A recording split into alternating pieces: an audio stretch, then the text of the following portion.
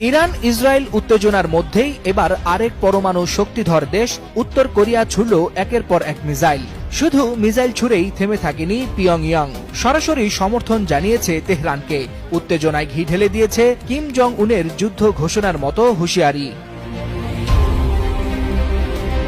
বৃহস্পতিবার সকালে উত্তর কোরিয়ার রাজধানী পিয়ংইয়ং এর সুনান থেকে একযোগে ছোড়া হয় 10টিরও বেশি মাল্টি লঞ্চার মিসাইল। গন্তব্য উত্তর পশ্চিম আকাশপথ। দক্ষিণ কোরিয়ার সামরিক বাহিনী জানায় এগুলো স্বল্প পাল্লার ব্যালিস্টিক মিসাইল, যা জাতিসংঘের রেজুলেশনের সরাসরি লঙ্ঘন।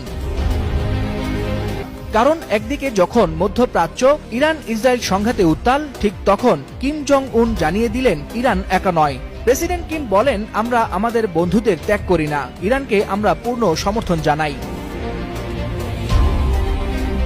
কিমের এই বক্তব্য কেবল যৌক্তিক সংহতি নয়, বরং মার্কিন নেতৃত্বাধীন পশ্চিমা বলয়ের বিরুদ্ধে স্পষ্ট চ্যালেঞ্জ।